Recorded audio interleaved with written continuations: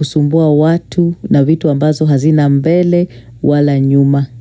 Kama uko na watoto ambao unawalinda na hauwezi ukajimudu kimaisha na uwezi ukalinda hao watoto, unachukua watoto unarudishia serikali. The law allows you to do that. Give the children to the government. Sawa sawa? Unapatia watoto serikali wanaangalia watoto, guys.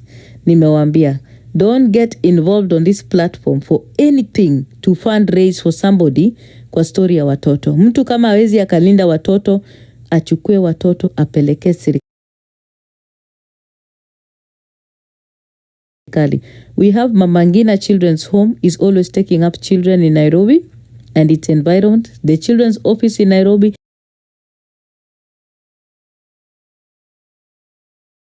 is actively working for anybody who is raising children na hana pesa. Sawa sawa? Mchukue watoto warudishe kwa serikali. Sawa, musianze. Guys, TikTokers, don't start what you cannot finish. Sasa leo mtamchangia, kesho pesa ikiisha mnarudi kuchanga. Sawa? Don't do things like that. Kuna watu wanatumianga watoto hapa kwa platform kujinufaisha. Be very aware. Chaneni nayo kabisa, because a lot of these organizations wanatumianga watoto, wanadhalilisha watoto, wana abuse watoto, na hao wenyewe ndio wanajinufaisha. Kitu yoyote yenye inahusu watoto, tafadhali msiguze, mtolee mchango hapa. Nimewaambia. Otherwise itakuja kwa ramba. Watoto kama hawaezi wakalindwa vizuri, watoto warudishwe kwa serikali. The government of Kenya is tasked with protecting children. It is their responsibility. If somebody has children, hata kama, wacheni niwaambie, hata kama ni Moesha, unaona ule Moesha akishindwa kukaa na wale watoto, Moesha akona ruhusa ya kuchukua watoto na kuachia serikali. That is what the right thing supposed to do. Si kukuja hapa na kuwa burden. Kama hana pesa, hana support system mzuri, anafaa kufanya nini? Kurudisha watoto kwa serikali. Period. Tumeelewana, guys? Na muache hizi maneno mingi hapa kwa platform zitu zenye hazieleweki. Muache kuingilia vitu zenye za mboka za ukora na uwizi na ujinga ukitumia watoto. Sawa? Na mtu mwenye hata hajiwezi, ukweli misina, hauna kazi, hujiwezi, unachukua. He indeed alitudefraud. Na hajali because of the way nimesikia akiongea hapa kwa platform. And this is the same thing I've been telling you guys, that giving people who have never worked, people who have no respect for money will always leave you in a bad spot. Investing in people who have never understood the value for money, have never handled money, is one of the most dangerous things you can ever do. Please let us learn to put our money in places where it will be respected. It's very important. Not just for Team Bipolar, but also people on TikTok. Putting your money in places where it is respected can only happen with people who have handled money, people who have worked, told their sweat. It cannot happen with people who believe in handouts, or people who believe that their lives are where they are because other people wanawapeleka kwa waganga. Hakuna kitu kama hiyo. So I think moving forward, we're going to be very different. We're going to be very careful and very wary. We've been beaten, yes, but that doesn't mean that we change what we are and who we are. We have been always people who believe in community, the Harambee community, coming together to change and enable a little difference in people's lives. So on that note, on the 11th of October, our team will be having like a sort of grocery shopping competition. That will be on the 11th of October, on Saturday. It will be at the TRL. I don't know. It's called that supermarket in Aitwanin. Inaitwaje hiyo supermarket yenu? Carrefour ama nini? Mnaitaje hiyo supermarket? Tutakuwa wapi huko? Carrefour ama nini? Mnaitaje? Hapo TRM Thika Road. Inaitwaje? Yeah, tutakuwa huko. So we have 10 of our members. This is something that I should have done a long time ago because one of our supporters walikuwa wamesha commit to it. So I feel like it's something I just need to do na nimalizane nayo. So we had picked up the people who are going to be participants in this, and the person that's going to be coordinating on the ground is Margaret Thatcher. And I believe so far so good, and tutakutana tarehe 11 and it will be on my platform. We're rewarding 10 supporters, 10 people who have been on our platforms across bipolar. That is kwangu, kwa JB, kwa TD, kwa Yannick, kwa Makena, kwa Magi, kwa Masogo Clinic pale kwa Swale. We are headed towards the end of the year. I think what more great honor can you give to people who have been tapping, people who have been supporting us across all platforms. So we wanted to do something different. I hope that, it's going to be entertaining for all of you and also rewarding. So that will be on the 11th. Now, on the 28th of this month, and that is on Sunday, on my platform, I invite all of you to come and help us, Team Bipolar, honor Margaret Thatcher and her father, because you all know that Maggie Thatcher's father died last year. Yes, we did support her, but she was trolled for quite some time, and then we did not have an opportunity to stand with her and be with her as we should have. So on this Sunday, we will be on my platform, so 28th, and we'll be having a fundraiser in memoriam of her dad to support Margaret Thatcher. So I'm appealing to all the people that support us, people who support our platforms and all across board to come. Come one, come all, whatever you have, come and support. We will appreciate you in every way. Showing up is so important. Sawa. Yeah. I do not believe in putting out a poster for that. I think it would be disrespectful in her dad's honor. So that is why we decided that for people who feel and think it's something they want to be a part of, they should just show up on the 28th. Sawa, guys. Tuko sawa? So it will be on my platform and Maggie will be here. It is on the 28th, Halima. Thank you. Hii Sunday, tutakutana hapa. Itaanza masaa kama hizi. Sahi ni saa ngapi Kenya, guys? What time is it in Kenya now? Ni saa ngapi Kenya? 7. Okay, kwa hivyo mchango ya Magi itaanza saa 2 ya usiku Kenyan time. Yeah, saa 2 ya usiku Kenyan time ndio tutaanza. Is that okay with everybody? Sindio? Saa 2 ni sawa.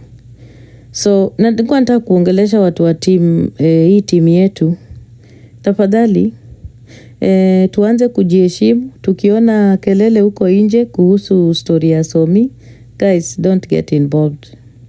Watu wenye wanataka kupiga kelele wacha wapige kelele. Everybody knows yenye tulikuwa tunafanya, whatever we did it because we cared. That's all. So kama mtu aliamua kutoheshimu hiyo heshima tulimpatia, that is on them. We don't need to explain ourselves to anybody or any platform. Sawa. Lakini nimesema, kama kuna mtu yoyote kwa hii platform ambaye alikuwa anakuja kwetu, tunampatia pesa kwa sababu anakuja kutudanganya, Umelaaniwa wewe. Umelaaniwa. Umelaaniwa. Kabisa. The audacity of people on this platform. The shamelessness of people on this platform. Umelaaniwa. Nimesema. Yeah. Bri mambo. I've not seen you in a long time. So, msishughulike na kuenda sijui kuji-explain na kusema sijui nini. Wachana nao. Wanataka kuongea waongee. Sawa. Mwenye anauliza mchango ya Magi, it's on the 28th on Sunday. Itaanza Kenyan time saa 2 ya usiku. Sawa. Tutakuwa hapa sisi wote kusupport her. Tumeelewana? Yeah. So nilikuwa nataka kuongelelea hiyo issue ya immigration na naambia watu please endeni all the time make sure, especially if you're in the US, just make sure you check the Homeland Security updates. It's so important that you do so. Because watu walikuwa nakuja kuni inbox ati ni uongo. No, hakuna uongo. That 100,000 fee, it is real. So, poleni kwa wenye wako wanangojea H1B visa kutoka nyumbani. Poleni sana. Just go and read. Always it's good for you to read the website so you get information. Sawa. I believe those are the two major things I wanted to talk about. Hiyo ingine nataka kuongelelea naweza sema ni umbea, but I said mimi sitaki kuongelelea umbea sana kwa platform yangu. Sasa hii message ni kwa wenye watafikiria message ni yao. Ukifikiria hii kuchukua, kama unafikiria sio yako, pia shauri yako. Guys, wacheni niwaulize swali. Ukienda kutafuta nyumba ya kuishi na nyumba pengine ni 1,100 per month Kenya shillings. Ukaingia kwa nyumba, ukalipia, somehow in the middle of the year ukajipata hauna kazi na hauna pesa ya kulipa hiyo nyumba. Unafanya aje? Hebu comment section mnijibu.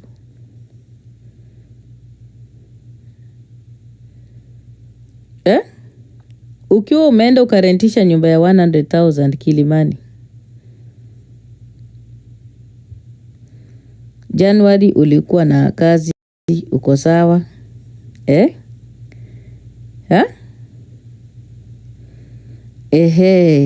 So comment section wanasema unaama, si ndio? Haya, unaama ni answer moja. Another one is what? Unafunga mzigo, unarudi ushago. Shift to a cheaper place, move on, get another job. Mbona sioni mtu akiandika hapa tu unakuwa jambazi, unaibia watu? Mbona muandiki hiyo comment? Move out peke yake. Hamutaki kukua watu wakuwe wajambazi. Mbona msemi unalazimisha watu wakulipie nyumba? Mbona sioni hiyo? Mi answer yangu inaweza kuwa hapa kwa TikTok, ninakuja na lazimisha watu. Okay, mtu ameshaandika good answer hapo, unakuja kwa TikTok. Mwingine ameandika unahamia pipeline. Hiyo answer I work for TikTok sana. Queen amesema you can ask people for mchango. Haya, mwingine unaroga landlord. Hapo kurogi pia maybe unaiba. Mwingine amesema nani amesema? Dr. Brown amesema unalia kwanza kwa TikTok. Unakopa loan. Hapana, hiyo I work. That's not a right answer. You're not a good citizen. Ati unakopa loan. No. Remember, you have to avoid responsibility. Okay, Ella amesema you lie that mtoto amekufa. Yes, that one works. Hiyo inafanya unalia, unatoa makamasi. Ndio, hiyo inafanya kazi. Unaekelea mganga. Yes. Yes. Hapo kwa kuwekelea mganga, ngojeni kwanza nitafute sound. Yes. Unaekelea mganga. Yeah, answer gani? That's a very good answer. That's 100% score for my student. Alafu ngine unauza kasusu. Hapana, you are avoiding responsibility. Misra, umepata 0 marks hapo. Unaenda kwa mganga kuroga gifters. Hiyo nayo ita work. Unalala hospitali. Good answer. Unadanganya uko na cancer. Yes, hiyo ni another one. Ulie waizi wamekupora.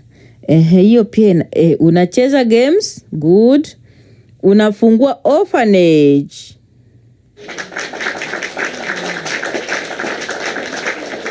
Mwingine amesema hapo unajifanya chizi. Hiyo ina work. Ujue tunaongea in relation to unasema uko na mtoto mkufi kabisa. Good answers everybody. Unasema nyota yako imeibiwa. Yes.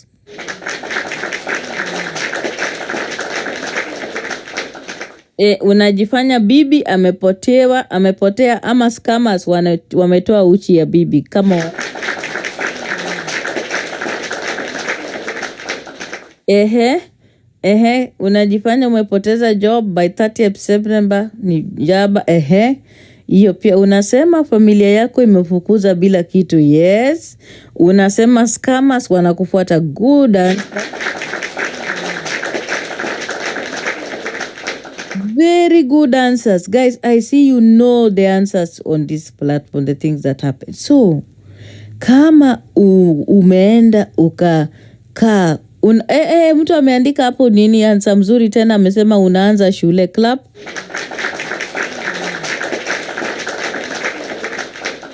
Mwingine amesema unaweka pipes kwa mwili. Chekesha. Haya. So, let me tell you guys. Ule mtu mwenye ako na watoto na watoto hawana kitu ya kukula na watoto hawawezi akawalinda tena, chukua watoto urudishie serikali. Tumesikizana? Sawa? Ukiwa na watoto, hata kama we ni parent. Sawa? Hata kama we ni parent na watoto wako wamekushinda kulea, unachukuanga watoto unapatianga hata serikali. Hiyo tumekubaliwa. Usikuje kwa TikTok kusumbua watu na vitu ambazo hazina mbele wala nyuma. Kama uko na watoto ambao unawalinda na hauwezi ukajimudu kimaisha na uwezi ukalinda hao watoto, unachukua watoto unarudishia serikali. The law allows you to do that. Give the children to the government. Sawa? Unapatia watoto serikali wanaangalia watoto. Guys, nimewaambia, don't get involved on this platform for anything to fundraise for somebody kwa story ya watoto. Mtu kama hawezi akalinda watoto, achukue watoto apeleke serikali. We have Mama Ngina Children's Home is always taking up children in Nairobi and its environment. The Children's Office in Nairobi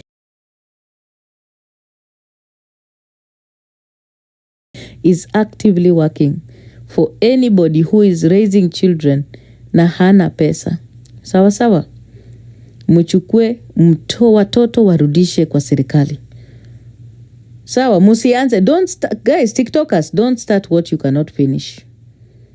Sasa leo mtamchangia, kesho pesa ikiisha mnarudi kuchanga. Sawa? Don't do things like that. Kuna watu wanatumianga watoto hapa kwa platform kujinufaisha. Be very aware. Chaneni nayo kabisa, because a lot of these organizations wanatumianga watoto, wanadhalilisha watoto, wana abuse watoto, na hao wenyewe ndio wanajinufaisha. Kitu yoyote yenye nahusu watoto, tafadhali msiguze, mtolee mchango hapa. Nimewaambia. Otherwise itakuja kwa ramba. Watoto kama hawaezi wakalindwa vizuri, watoto warudishwe kwa serikali. The government of Kenya is tasked with protecting children. It is their responsibility. If somebody has children, hata kama, wacheni niwaambie, hata kama ni Moesha, unaona ule Moesha akishindwa kukaa na wale watoto, Moesha akona ruhusa ya kuchukua watoto na kuachia serikali. That is what the right thing supposed to do. Si kukuja hapa na kuwaburden. Kama hana pesa, hana support system mzuri, anafaa kufanya nini? Kurudisha watoto kwa serikali. Period. Tumeelewana guys? Na muache hizi maneno mingi hapa kwa platform zitu zenye hazieleweki. Muache kuingilia vitu zenye za mboka za ukora na uwizi na ujinga ukitumia watoto. Sawa? Na mtu mwenye hata hajiwezi, ukweli misina, hauna kazi, hujiwezi, unachukua watoto kwa nini? Hauna kazi, we mwenyewe hauna watoto, haujiwezi, unachukua watoto tunataka kuwalinda. Ai, komeni guys. Koma. Una hata kazi, we mwenyewe unasaidiwa, unalishwa na watu. Alafu unataka kuchukua watoto ati unasema ati wewe ndio unataka kusaidiana hapa, tunataka kuangalia watoto. Ai, hiyo ni uongo. Msikutudanganya hapa kwa platform. Mwende kabisa na hiyo uongo yenu. Sasa ibu yeah, exactly. Pepper, sikujua. Ati almost all of them are relatives wake. Unafungua saloon. Wapi? Hapo Kayale pale unaishi Su, ndio nakuja kufungua saloon. Acha ni kublock. Blocked. Haya. Umeenda? Aya, nani tena kona swali ya ujinga tena? Hakuwe blocked. Who else? Kawira ndio anafungua salon. So Kawira anafungua salon, anaenda wapi? Ndio alishe naye watoto. Guys, mko na mchezo mingi kwa hii platform.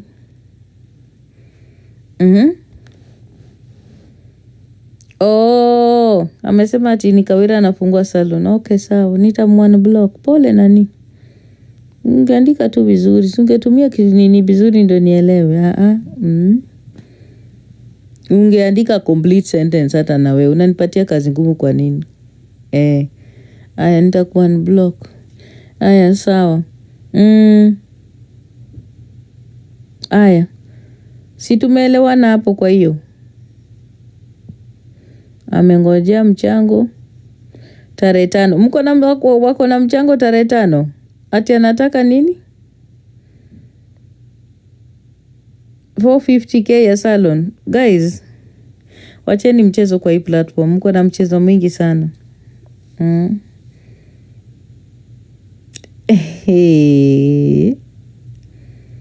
Ati anataka salon kama ya mali safi. Shauri yake.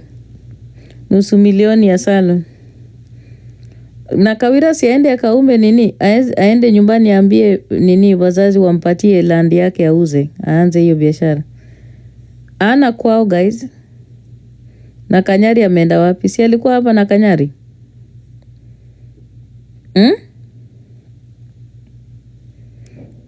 Ai, hapana. Hiyo ni mchezo mwingi bwana. Hiyo ni mchezo mwingi. Hiyo ni mchezo mingi. Ai.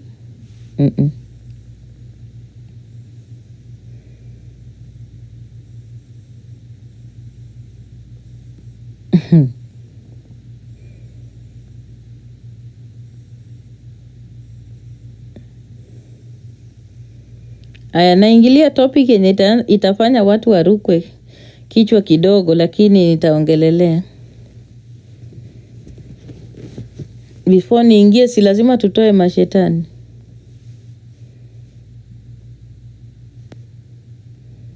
Ngojeni kwanza tutoe mashetani.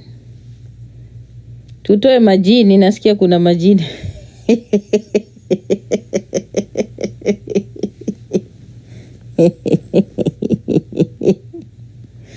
Umesema mnaenda kuchanga? Umesema mnaenda kuchanga nini? Ndiko na majini, mko na maneno zenye hata hazieleweki. Mko na maneno kwa hii platform.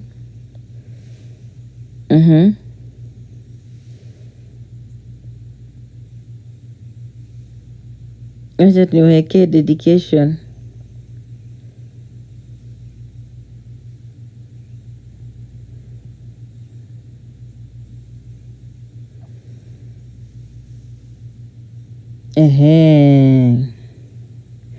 Haya. Ninawaitia hapa Yesu ndiye akuja, alafu ndio tuendele. Tunatoa nani? Haya. Our sermon, I'm also the preacher today. Our sermon comes from the book of James chapter 1 verse 14. Nataka muandike hizo verses because preaching is for everybody. And also mtu asikuje kuniambia ati Diana ulisema wewe sio Mkristo, kwa hivyo huwezi kuongelea. Guys, the Bible is a book that I read and I can make references to it. Sawa. Tumeelewana? So kila mtu waingie kwa kanisa. Tuko kwa kanisa sasa. Kwanza tunatoa mashetani, majini ziko aina mingi hapa kwa hii platform. Tuko na majini za roso. Majini za roso zimeshika mtu mmoja peke yake. Haya, tuko na majini za nyota. Umesikia? Madimoni ya nyota. Na hiyo madimoni ya nyota ni kitu inafanya watu wanalia hapa.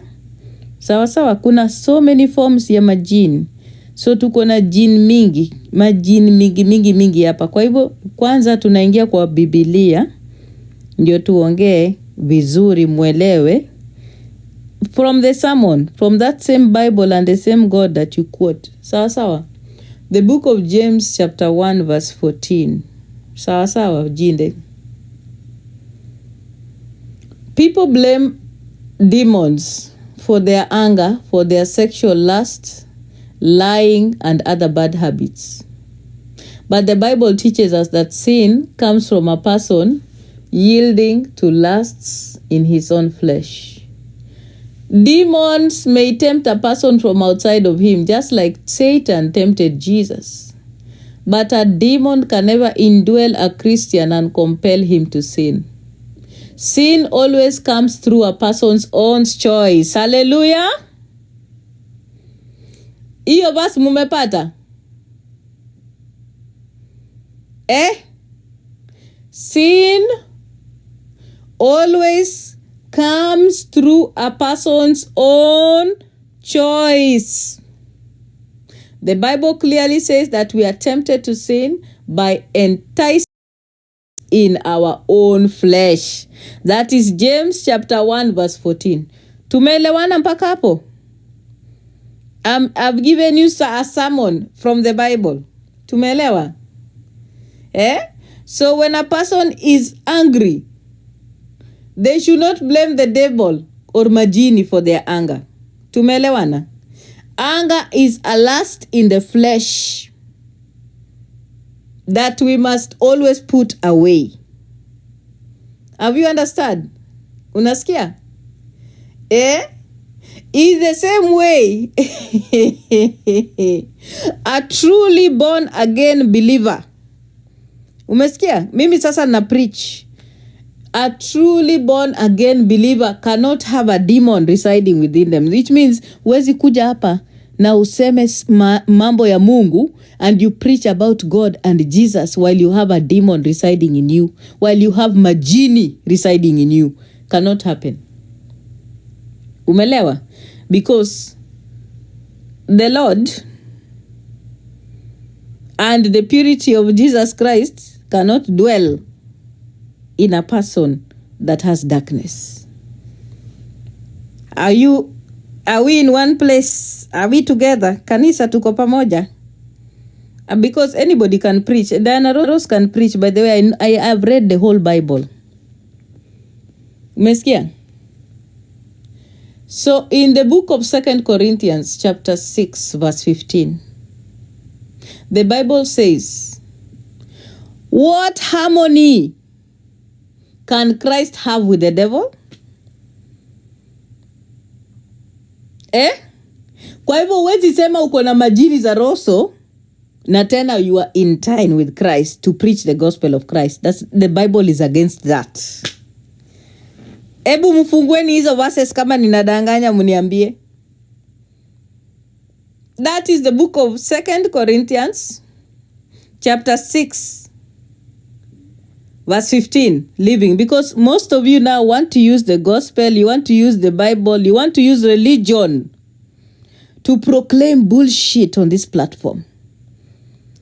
You want to use religion because you think some of us, because we said we are out of religion, we cannot call you out for that nonsense. No, don't use religion to try and brainwash people here. Don't use religion to try kupumbaza watu, kufanya watu wakae kama wajinga. Eti sasa sijui eti unafuatwa na majini, unafuatwa na mashetani, mara nyota yako imechukuliwa. Bullshit. Those are things that are in nonsense. Unasikia? Tumeelewa? Msitumie Biblia na neno la Mungu kukuja kupumbaza watu na kudanganya watu na mauongo hapa ati sijui. No, if you are possessed with the demon, you belong to the devil yourself. If you are possessed with majini, you are a child of the devil. And watoto wa majini hawawezi wakaongelelea mambo ya Mungu. Tumeelewana? When we talk about light and dark, if you are in the dark, you are not going to proclaim light. Period. Kama una believe bado uko na mashetani na uko na majini, hauwezi preach the word of God. You can't. You cannot bear witness to God's greatness or Jesus because you are not in any place to proclaim the goodness of the Lord. You are in darkness. Tumeelewana? Nani amewahi kuona shetani ana preach gospel? It's not possible. So as long as you believe nyota yako imechukuliwa na mashetani, na ni Biblia, by the way, I'm quoting the Bible. So don't say that if anybody wants to say I'm not quoting the right verses, come and tell me. By the way, Mimi Diana, I started reading the Bible when I think I was in class 7. By the time I was in Form 1, I finished reading the whole Bible. So kama kuna mtu anataka kuniquote hapa na aseme kitu nimesema ni uongo, kuja uniambie. We are preaching the sermon, the same Bible that you use, that same gospel that you claim, that same God and Jesus that you claim here every day on the platform. Mukitumia to whip up people's emotions, to brainwash people to believing that there are some sort of majini zenye zinatumika hapa kwa platform. That same Bible is what I quote for you today. Tumeelewana? Sawa? And it also continues to talk about forgiveness and accountability. The Bible is very clear about accountability, for us taking stock of our actions, us accepting, forgiving others and forgiving ourselves for the things that we have done, acknowledging and being responsible for our actions. For example, in the book of Matthew chapter 18 verses 34. If you do not forgive others, you'll be tormented by demons. If you do wrong things to others, you'll be tormented by demons. Those demons could result in sickness, physical suffering, mental suffering. Tumeelewana? Musome Matthew 18 verse 34. Tumeelewa? So tuko bado kwa sermon, tunaendelea na sermon yetu. Sawa. Demons may influence your emotions and attitudes, but only when you're the devil himself. From the outside, when you are a Christian, but when they are inside of you, you are not covered by the blood of Christ. Tumeelewana? Okay? And to those who listen to the deceiver's words, It's important for you guys to understand that sometimes when people want to deceive you using the gospel and use religion to deceive you, because they are deceptive. Okay? They will quote God. They will mention God because that's the easy person to talk about. That's the easy person to run to. That's the easy person that, even ndo rahisi sana kwa. That's the same way it's easy to blame the devil. When you go, like the way I spent my money with the Ben 10, vile nilipatia Ben 10 pesa, it's very easy for me to come here and say, ni madimoni, mashetani ndo zilichukua pesa yangu, but pesa yangu nilipatia Ben 10, nilimtumia. I start blaming the devil, majini, for my actions. Mimi mwenyewe ndio nilituma pesa. Niliingia kwa simu nikatuma pesa peke yangu, lakini sasa hapa nje, because it's embarrassing eti pesa ilikulwa na Ben 10, nitakuja hapa kusema vile majini. Oh, pesa ya Dania hii ilinifanyia hii. Oh, their actions. Umeelewa? Hakuna kitu kama hiyo. So go and read those sermons a little bit as we continue. Ndio mwelewe what perhaps is so disturbing on this platform is the way people wake up to talk about God and start relating to God.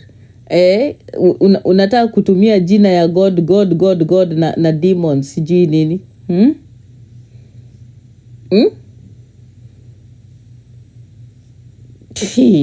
Yawa. Mwache hizo maneno guys. So anyway, I want to say something kwa hiyo story ya majini, because something disturbing is going on this platform. Seems like so many people on this platform are obsessed with stories za waganga za ujinga. Those Noah, hiyo ni ujinga. Unasikia? Be responsible for everything that you do. Everything that you do, you are responsible for it. Your actions ni wewe. Kila kitu unafanya ni wewe. Ukienda kukula, unajua the next thing lazima utakunya. Usipokunya utatapika, itatoka. You have to. Your body, your system, that's how it works. You are responsible for everything that you do. Okay?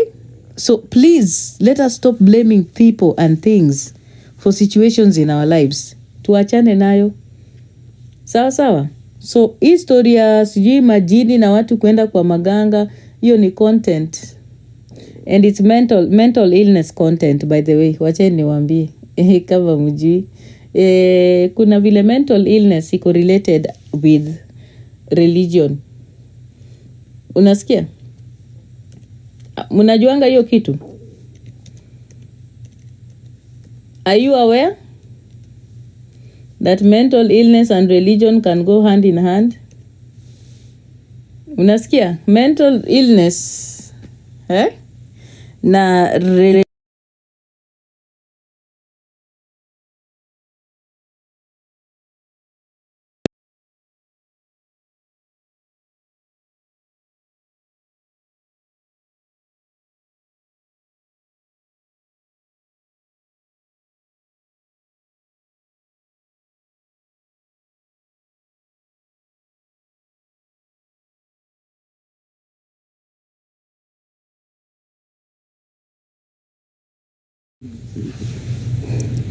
poleni sana, nilikuwa nimepata simu.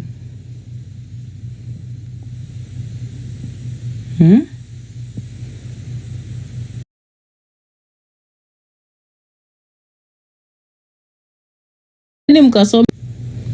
Unasikia? Ukiwa na religious madness, unaweza ukakuwa na yani delusions, hallucinations, paranoia. Una believe kuna watu wanakufuata. Unasikia?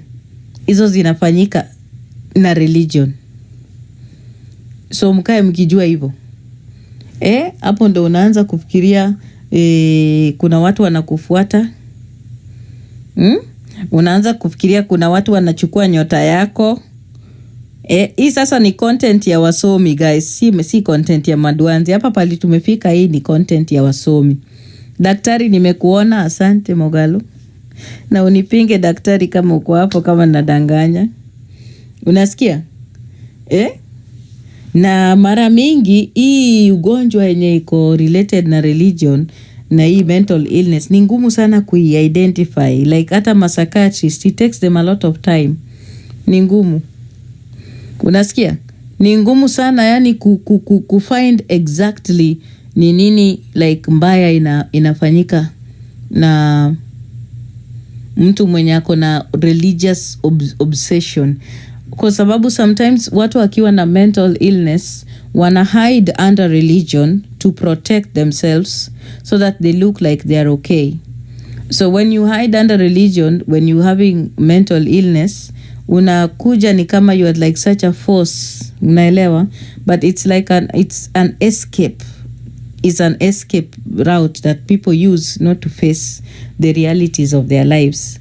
Ndio maana most of the people wenye wanaingianga kwa hizo religious cults wanakuanga brainwash virahisi. Cause ukiwa na njaa una blame Mungu.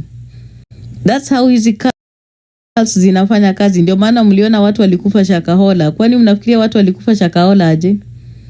Watu walikufa Shakahola because ilikuwa rahisi kuwa brainwash, kuwadanganya ya kwamba shida zao na mavitu zenye wanapitia ni kwa sababu unasikia hawako na Mungu, wakuje wakae karibu na Mungu kwa makanisa waishi huko. That's what happens. Unaelewa? Mpaka wasomi, unapata wasomi wanaenda pale kukaa kwa baridi na watoto kwa sababu wamekuwa brainwashed. And it's just it mentally damages you. You start blaming everybody, kila kitu mpaka masahani na bijiko kwa shida zako. And that happens a lot. So you cults zinakuanga na leaders, na leaders can brainwash their followers. That is how Shakahola happened.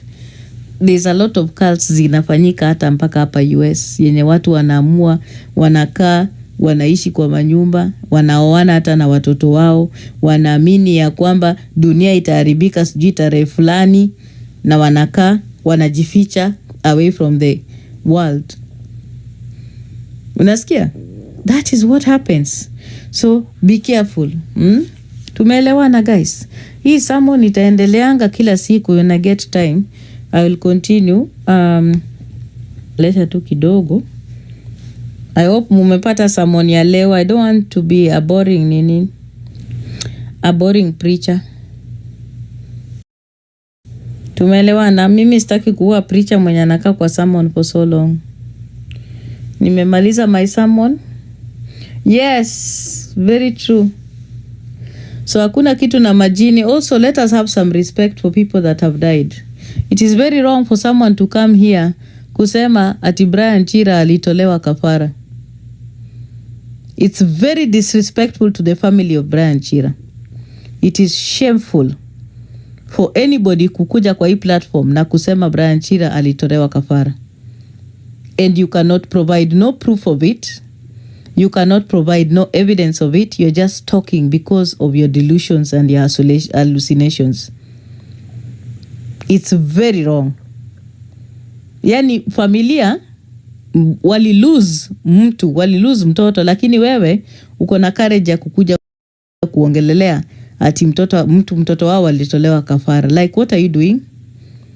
Yo ni nini unafanya? Unajaribu put a family in a place of grief and pain and jeopardy again. Kama ukweli una believe mtu alitolewa kafara, can you sit down and explain it? Are you able to even explain the things you're saying? Ukiwekwa chini sasa uongee, can you explain? Can you make sense of what you're saying? Unaona? Can you? Hizo vitu, yani mimi sijui sometimes people wanaongeanga from which place. Can you respect people's families, especially those who have passed on this platform? Can we have some respect and some decorum? Like seriously, where were we raised? Tulitolewa wapi? Sisi ni watoto wa kina nani?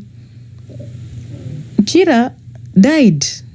It was an accident from what we were told. We work with facts, not hearsay. Not what people want to be.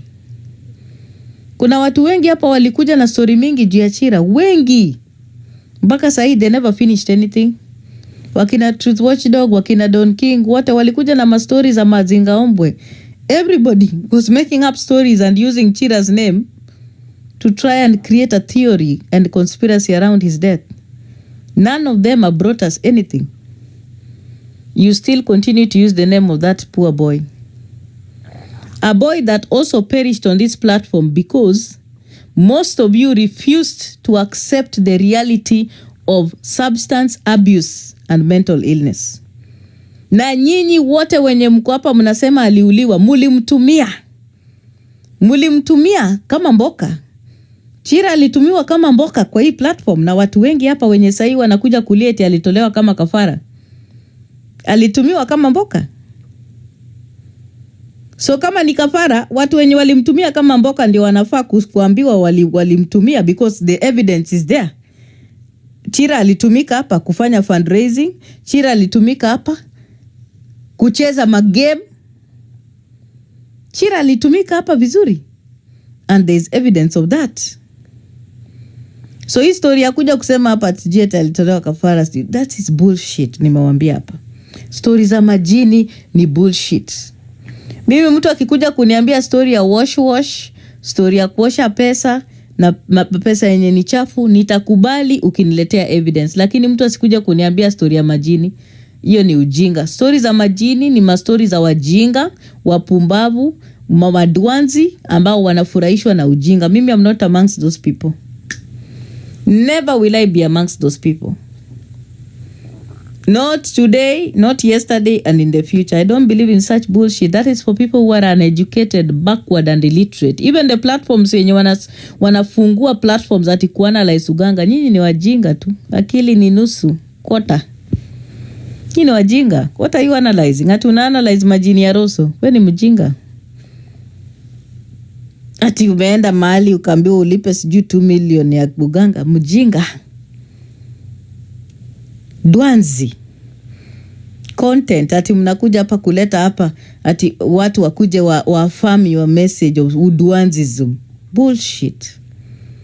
Ujinga kabisa. Grow up bwana. Grow up on this platform. Acheni ujinga. That's why it's good for mothers and as parents, please, let us promote education. Masomo ni kitu ya important sana, because a lot of narratives and a lot of things that are going on these platforms zinafanyika kwa sababu ya masomo ndogo. Masomo kidogo tu. Watu hawajasoma kwa hii platform. Watu hawajakuwa exposed, watu hawajatravel kwa hii platform. Yani madwanzi, mavichwa pomblondo wako wengi kwa hii platform. Ati umekaa chini una-analyze kuna majini. Wewe uliwahi ona majini wapi? Ukaishi nao wapi? Uliona wapi? Ati nyota. Nyota imetoka wapi? Nyota gani? Nyota gani? Kwa hivyo mna believe that if somebody is successful ni nyota. You don't believe in people going through school, finding good jobs and working and being successful. You don't believe in hard work. You don't believe in good relationships with people. There are people on TikTok that have good relationships with people. They'll be rewarded. There are people who have good friends on TikTok. They'll be given money. They'll be given gifts and everything. Nyota. Nyota gani? Kama nyota inafanya kazi, kwani nyinyi pekee ndio mnaipata? Kwani watu wengine hawajatoka kwa ancestries zenye kuna watu wanaweza kuwasaidia? Nimewaambia guys, kama majini ziko, my dear, Africa would be very rich. It would be very rich. Kama majini ziko pale Mombasa, watu wa Mombasa wangekuwa na pesa. Hebu angalieni Mombasa vile inaka. Mombasa iko na umaskini. Mombasa ndo iko na madrugs na madrug lords. Mombasa ndo iko na yani stories za ushoga na kubakana. Ni huko. Majini kwani ziko wapi hapo? Ndo iko na wanawake wengi ambao hawajasoma. Si niyo hiyo Mombasa ama?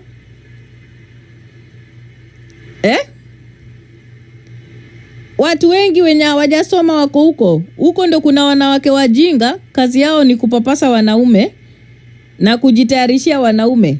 That is what they do. Ama ni uongo tunasema? Look at the statistics and in Mombasa, most of the women, they believe in taking care of men. Kazi yao ni kujipaka, kujitandaza na kujiosha na kutengeneza na kutayarisha kuma na kuweka miski kwa kuma, kungojea wanaume. That is what happens in Mombasa. Kwa nini tujifanye? Na hapo ndo pia mnajifanya ati kuna sijui majini. No, kama kuna majini, wanawake wa Mombasa wangekuwa wameomoka. Mombasa has some of the tribes and some of the women that are the most backward, most illiterate, most uneducated. They come from Mombasa.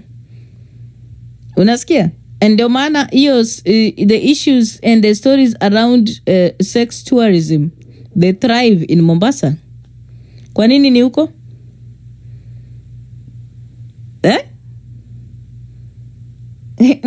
Si nivo?